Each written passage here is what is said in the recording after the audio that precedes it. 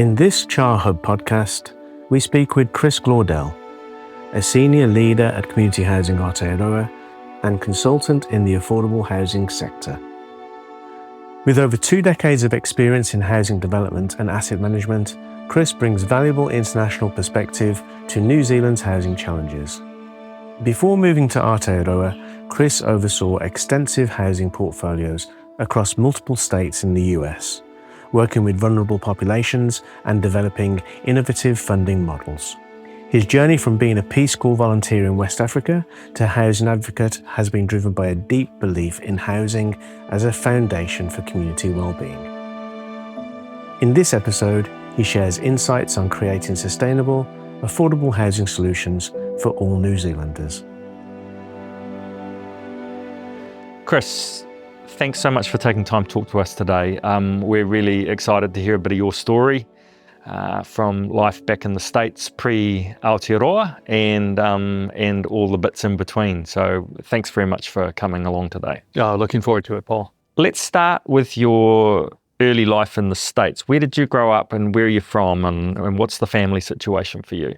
Okay, yeah, I was born in Iowa, where my parents were. They moved 2 months later. And so I grew up in California and was raised, through university years in California, originally in the Los Angeles area.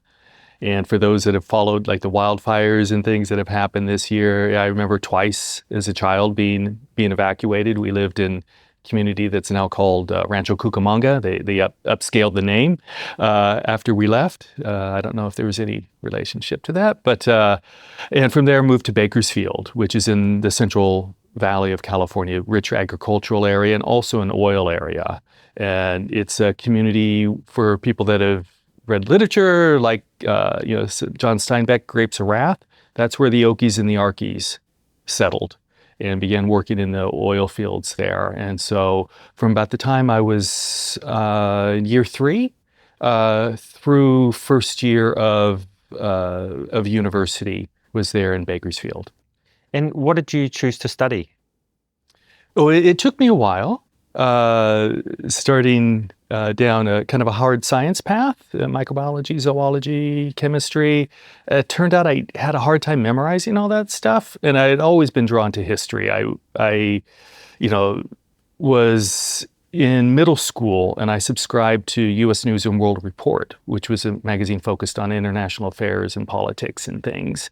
Read that alongside my brother's Sports Illustrated, but always had that kind of in the background. And so over time, after a year at junior college in Bakersfield, transferred to Fresno State University, a couple hours north, and ended up as a history major. Should have had a poli-sci minor, but universities at that point were kind of hand-based records on keeping track of the degree programs, and I missed it by a couple of credits, which at the time seemed like a huge deal, and pushing 60 now doesn't really matter.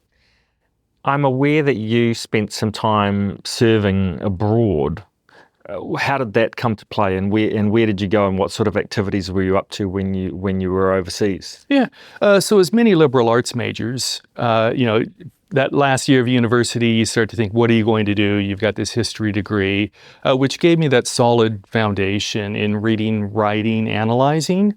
And so that was really solid. And I thought at the time, maybe continuing down that path, graduate school, knew I wanted to have a bit more experience, a bit of travel. And the last term of school, U.S. Peace Cor recruiter came into a class and spoke to the class. I said, well, that sounds like fun. And so went through the application process, and about a year later was offered a post in Ghana, West Africa. I wanted to learn a foreign language, and so I turned that down. And about a couple months later, received an invitation to serve in the Islamic Republic of Mauritania, which is in Northwest Africa. And so I spent about 18 months there, living in a very small village of about a dozen families, working on an afforestation project, USAID funding, Food for Work. USAID in the news recently as being wound down. Very unfortunate. And then that service coincided with the start of the first Gulf War. And so as an Islamic Republic and a country that had had prior unrest and a war between the Polisario Front and Mauritanian and Moroccan governments, it was a wise decision. The program was suspended, and many of my colleagues went back home. I was fortunate to be able to transfer into Cameroon, into kind of more, it's still in West Africa, but into Cameroon and continue working, but in the tropical highlands. So going from a desert nomadic environment to a very, I was up about 2,000 meters, high rainfall, wonderful place to work, wonderful people in both countries, and great experience as a young man to really see the world, not as a tourist, but as somebody who was living alongside the people that I was working with, and a very grounding experience, and an opportunity to reflect on my upbringing and how different things could have been, except for the genetic lottery of where you happen to be born. Chris, talk us through your journey to housing. How did that happen? From Africa, how do we end up working in the housing space? Came back from Peace Cor and resettled into California, and knew I wanted to then get into graduate school. And my thoughts at that time, my experience in working in development was, it's really the business. It isn't aid that's going to improve people's lives, it's jobs. And understanding I was doing agricultural extension, agroforestry extension work with people who had PhDs or advanced degrees in soil science, agronomy, agroforestry, who spent a lot of their time on logistics, budgets, and personnel, and decided, I really don't want to go back into a hard science degree. And the University of California, Davis had an MBA program with an option in environment and resource management that really intrigued me. And so I somehow was able to get in and spent my 2 years, had my degree, and coming out of that program, knew I wanted to use those skills that I had gained, not to go off to Wall Street or to work for Intel or HP, which were huge recruiters out of that school, but to work in community-focused organizations. And there was a prior graduate who was working with an organization called Rural California Housing Corporation, which was a private not-for-profit, came out of the war on poverty and had a mutual self-help housing program where families would build their own homes, a sweat equity program, and then it also begun working in rental housing. And so the job offer was there, and I jumped at it. And so it wasn't a deliberate choice that, I want to get into housing, but it was an opportunity to apply those business skills for community good that really attracted me to the role in the first place. And so talk me through your career progression there in the housing space, because you've done a number of different roles, and I think, were they all in California, is that right? Yeah. Based in California, so working there in Sacramento, and started as a project manager, overseeing the development of both subdivisions for our sweat equity home ownership program, and then also rental housing, both new build and acquisition and rehabilitation.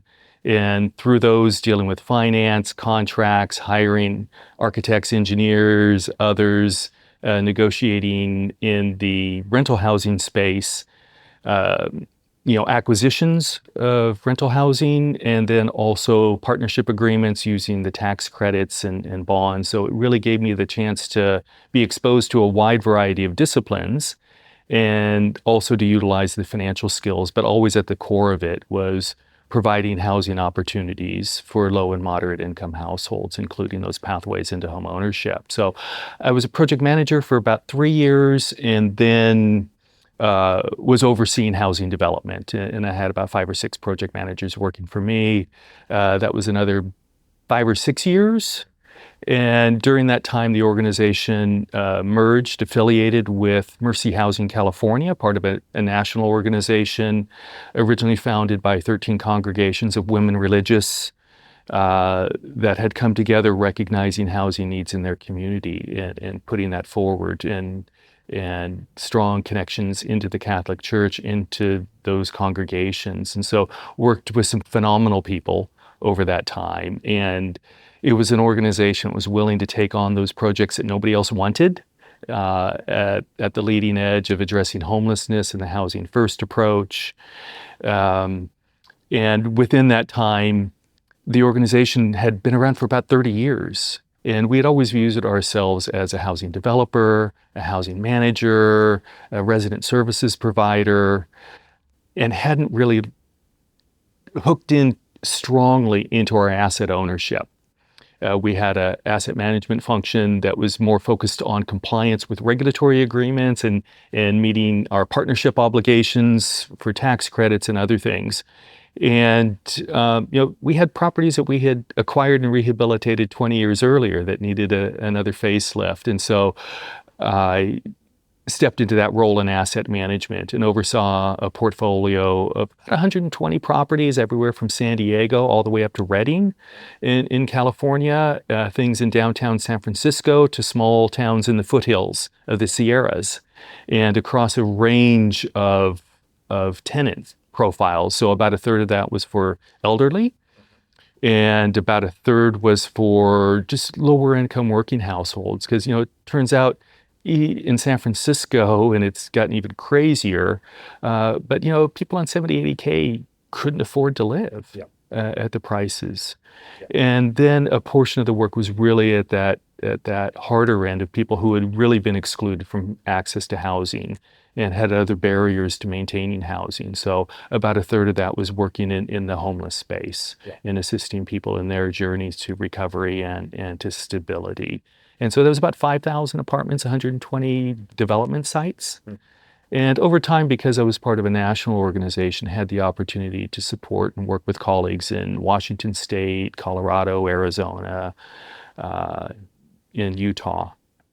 So fast forwarding now to your current role, you're in a senior leadership role within the peak body Community Housing Aotearoa. You're running a consulting practice that supports organisations who are aspiring to make a difference in the community housing space. Has some of that US experience helped inform your current work in any way? Oh, definitely. And I think because I had that experience as both developing new housing, applying for funding, and then being in that owner role of what does it mean to be a steward of an asset, and to look after people, to be a good neighbor, to ensure that our properties are maintained at the highest level, but then also to be responsible for the business performance. And Sister Lillian Murphy, who was the CEO of Mercy Housing, had a great saying that always stuck with me, which was, there is no mission without the business. So it isn't one or the other, but if we don't have good business discipline, if we're not collecting rents, if we're not paying our bills, if we're not investing in our homes, then we're not able to actually serve the people that we're setting out to support. And so I think those experiences have enabled me to bring some of that into New Zealand and working with our members that are everything from a volunteer trust board to organizations with several thousand homes, and to be able to understand what it was like when I first started out with a small regional organization to then being part of a much larger. So being able to understand both the neighborhood-based but also organizations that are working nationally and some of the different challenges that presents. Would you be prepared to comment on what you see as some of the largest challenges that we face within the current prevailing market conditions in the context of the New Zealand housing system? Well, within New Zealand, some of the challenges, they're well known. And these are things that are basic to any real estate market. You need certainty of pricing, you need certainty of consenting, the processes to work well. You need to have an understanding of the construction side. So the infrastructure provision needs to be there. And the current government is looking to address those. And I think those are important fundamentals that have to be in place. You need a consent system that functions and doesn't take 5 years. You need the availability of infrastructure so that, that land that is owned and is appropriate can actually be developed. But you also need that certainty of the funding environment. And I think that's one of the things in the affordable space that is a big change for me coming here. And understanding the history of some of the programs of when government first started to support community housing providers in the early 2000s with the Housing Innovation Fund, that's stopping, the Social Housing Fund in place for a couple of years, that's stopping, and then the creation of registered community housing providers and the extension of access to the income-related rent subsidy.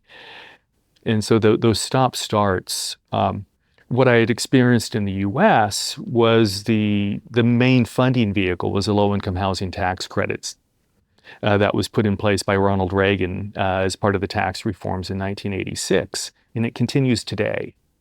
And do you feel that's because of that consistent setting, there's better momentum and consistent delivery of solutions? Definitely. And I've seen it with our providers here. And one of the things I learned early on is, on the heels of the Housing Innovation Fund and the Social Housing Fund, a number of providers had dedicated project managers that were responsible for their new housing development. And they had to shed those because we had a gap until the long-term contracts around the income-related rent came in, where providers could actually go to the bank, get a mortgage based on the income stream coming in place. And so, I worked initially in the city of Sacramento, the surrounding region, about 1.5 million people, so approximately the size of the Auckland area. And our organization had 6 project managers. One organization, there were more organizations, because I wasn't assured that every project would be funded when I wanted, but I knew that money would flow each year. And so you had that ability to acquire land, hold land, and continue until you were successful in securing the financing. So transitioning from challenges to opportunities, what are your observations and thoughts on some of the low-hanging fruit, the opportunities that sit before us within the New Zealand context that we might want to have a look at? Well, I think one of the things that I've learned in New Zealand is its greatest strength are the connections amongst people. Coming out of California, that at the time was over 30 million into a country with a bit over 5 million, is just seeing those connections. And one of the things that I definitely learned in my experience working is in business, it's about relationships. You have to trust people. And in the work that I did there, we worked with architects and contractors time and again, and you build that trust and you build that certainty of outcomes that you're going after the same goal. And so I think it's continuing to build on the relationships that exist. That is the strongest thing for us to progress. I think in recent years, really the Mahi Kaora and the Whaikainga Whaioranga funding program that demonstrated when you make resource available and place an emphasis on working on that partnership between the Crown and Māori, the success that can come from that. And I think that, to me, is really one of the shining points of looking at what does the future look like. It's in those partnerships. And Māori, iwi, hapu, they bring that long-term vision. When I thought about the assets that I was a steward of in California, it was in perpetuity. We're going to own this property, we're going to provide it. Yeah, we may need at some point to regenerate it, but we're always going to be there. And I think that's the perspective that the community housing sector brings. It's much different from private development. Yeah, great. I'm going to take a moment now to give you a magic wand, a no-holds-barred opportunity to move some really big rocks of your choosing in the New Zealand housing system. If you had that superpower, what are some of the really big things that you would address, and what would you do to improve the responsiveness and performance of the New Zealand housing system? Ooh, big question. I wish I had that wand. But I think that, it's that combination of clear-headed decision-making and investment. And I think the biggest thing that we lack is a longer-term view on investment and valuing the social outcomes that are realized by investment in housing, the stability that housing provides for families over time. We all talk about it, we know it intuitively, better education outcomes, better health outcomes, better economic outcomes, better connection to society. And then we don't make choices that support that. And so I think, yes, we need RM reform. Yes, we need an infrastructure, finance, and funding reform. But we need a longer-term vision and a value placed upon housing affordability, not treating housing as an economic investment and incentivizing the accumulation of housing assets, but incentivizing stability, support, affordability, connection to community in our housing, and bringing up the quality. I'm still shocked by the quality of New Zealand housing. On the flip side, Chris, if we don't make those choices, those different choices that improve the responsiveness and performance of the housing system, what does the future look like from your perspective? What do you see playing out in New Zealand society if we don't change direction? Well, going back to my history degree, I always kind of, take that longer view. And, I've benefited with the opportunity to engage with great researchers like Charles Waldegrave, Kay Saville-Smith, recently working and just turned in a report for Brands, working alongside Ian Mitchell with Livingston and Associates. And, the clear trajectory is that diminution of home ownership, especially for Maori and Pacifica households, and the increasing number of families, individuals, couples that are reaching retirement that are not owners, that have been renters and do not have any accumulated savings. And the fact that superannuation doesn't enable you to live well, if at all, in private rental accommodation. And so what I see is a growing inequality. And some of the work that we had recently done in that report, Ian had modeled out, based on household economic survey data, about 600,000 renter households in New Zealand currently, and about 194,000 paying over 30% of their income in rent. And of those 194, 88,000 paying over 50% of their income in rent. So what does life look like for those families from the work that you've done and the research that you've seen? It doesn't look great. They're the ones that are making these trade-offs between heat in the winter, going to the GP when they need to, providing opportunities for the kids to engage in social activities, sports activities, cultural activities, and being able to save money to try to get into a better situation. And I think what we've seen in terms of the reports that we've seen in the past, say from the Ministry of Social Development, about where people had come from when they approached them needing emergency housing. And a couple of years ago, that was about 2/3 out of private rental. And so when you see that volume, that huge number of households that are really under stress financially in their housing, and looking at their wealth data, it's very low, 5,000, 10,000. So you understand that when the net wealth within the household, which also encompasses owned goods and cars, that if you do have a situation, become ill and you can't work for a while, or that car breaks down and you can't pay for it to get to work, how easy it is to drop out. I also had the opportunity to do some work with Tauranga City Council on their elder housing portfolio review. And one of the tenant participants, one of the resident participants that was there was a gentleman who had relocated out of Canterbury. And post-earthquake, he had lost everything, lost business, lost his home. And it was completely beyond his control. And I think that's the thing, is that where is that safety net? Where is that social safety net, that certainty that if you've, contributed to society, worked, done everything, that you will actually be looked after in your later years? And I think one of the concerns that I have is that certainty is no longer there. It's no longer there for young families to think that I can achieve home ownership within a reasonable length of time. And it's increasingly not there for people who are entering retirement that don't own a mortgage-free home and are reliant on private rentals and superannuation that simply doesn't meet the cost. Chris, we're really grateful for your talent, your experience, and the work that you do in the New Zealand context.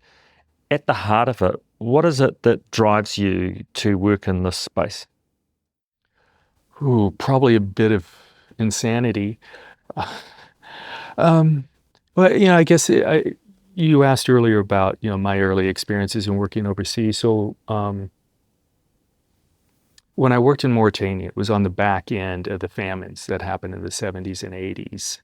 And I lived with people who had traditionally been nomads, lived in the desert with camels, with cows as their society. And Mauritanian society, within a generation, transitioned from 80% nomadic and 20% sedentary to the exact opposite. So 80% sedentary, 20%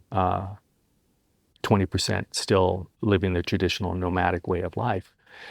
And so it really caused me to reflect upon, what does it mean to be in a place? Where is home? And the importance of home.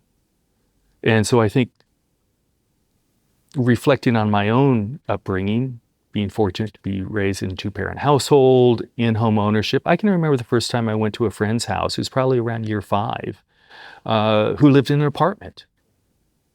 This is early 70s, so, divorce had become less of a huge stigma, and it was just different. It wasn't bad, but it was just like, wow, this isn't what I was living in. And just knowing that stability that comes from home ownership and really having that opportunity to reflect on what it means to be stable in a place. Not that my parents didn't move around, but that was by choice rather than forced. And so I think those experiences and understanding where I had been, the importance of home, how other cultures experience that and what it means and how quickly things can change, has just led me, it led me into housing, and then just the opportunity to work across so many different fields: finance, law, architecture, design, urban planning, and the wonderful people that you meet has really kept me in the sector. Chris, there have been some reasonably significant announcements just in even the last few weeks around the finance of community housing. Can you just walk us through a little bit of the journey? Because a lot of people don't understand the context and the history and the amount of effort and time that's gone into a change like that occurring. How did we get to that point? Oh, it was wonderful to hear Minister Bishop last week, I think it's already announced that support for the Community Housing Funding Agency and that credit facility and going for a credit rating. Community Housing Aotearoa, under the executive director that hired me at the time, Scott Figgenshow, had started down that path. Scott and I had both come out of the U.S., had seen these types of bond structures and the importance of longer-term, lower-cost finance to go along with the funding that comes from government. And Auckland Council, in their long-term plan back in the day, had a line item to explore housing bonds as a way to bring in housing affordability. And so we worked with Auckland Council between 2014 and 2016 and other partners and support from MBIE, and actually established what is now Community Housing Solutions, but originally New Zealand Housing Bonds Limited. Became a registered financial services provider, working with the BNZ to support us around the issuance and monitoring, and kind of got the package and everything in place. But the council was providing a 20% top loss guarantee versus a full guarantee. It was a limited time because of their finance and their terms. So it didn't get across the line.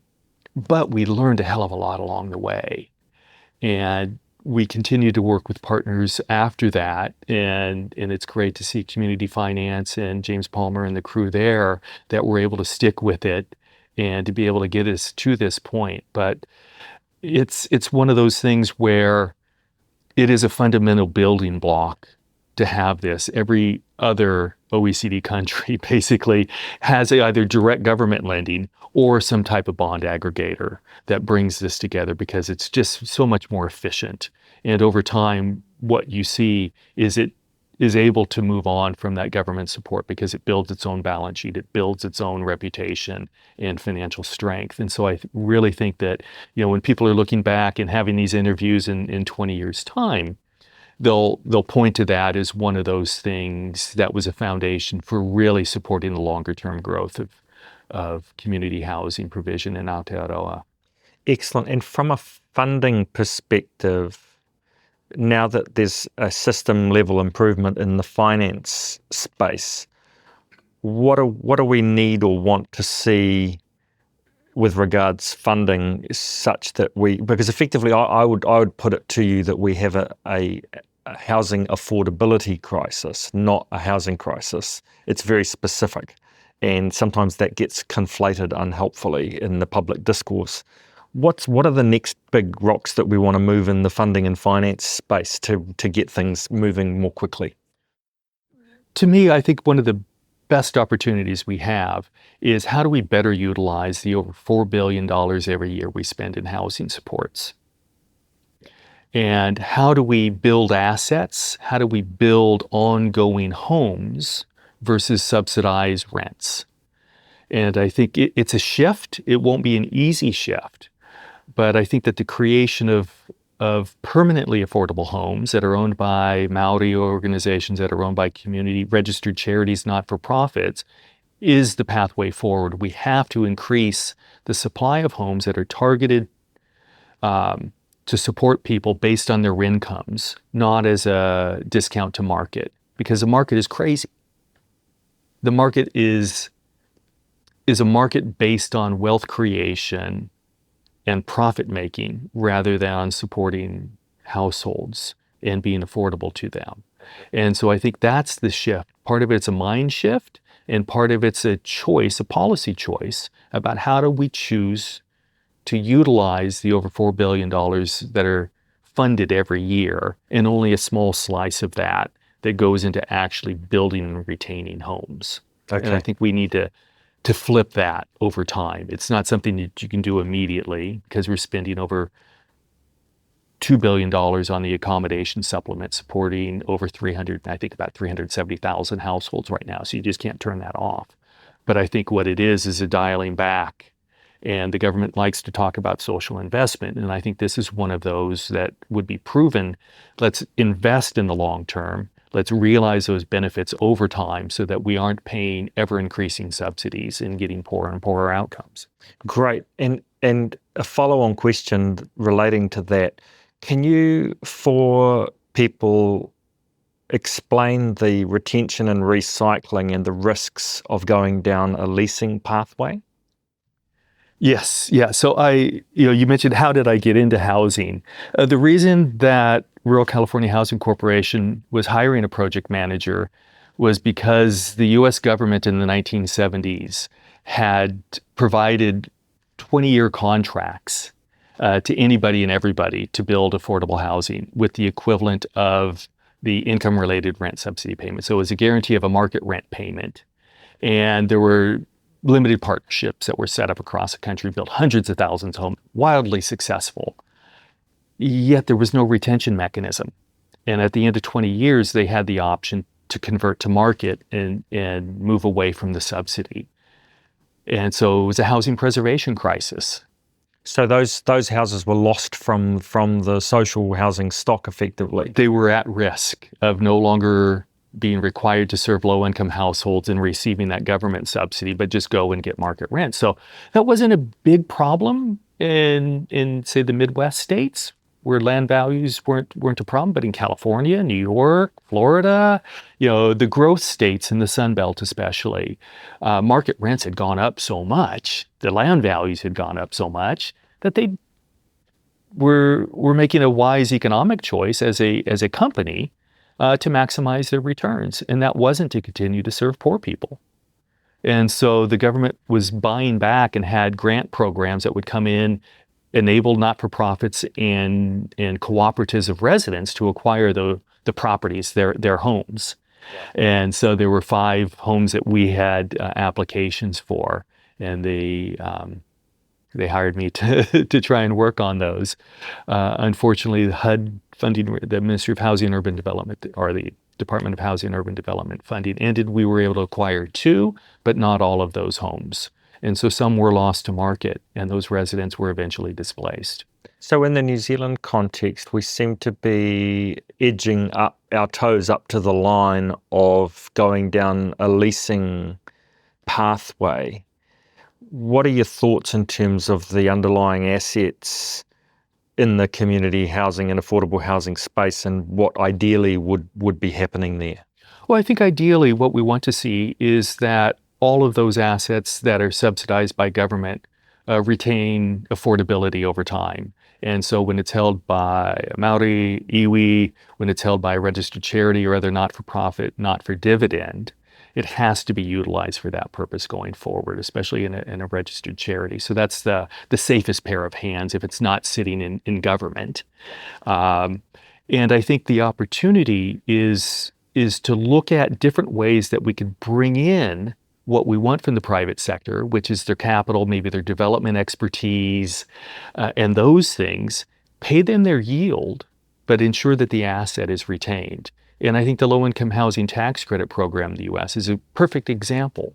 We would build, new homes. There would be a 15-year period where we would be in partnership with an investor. They would receive their yield, and if we, as the housing developer, did our job right, we would buy that property for $1 at the end of the 15-year compliance period. They would have received everything they wanted, which was a yield-based return over 15 years. We would retain the ownership.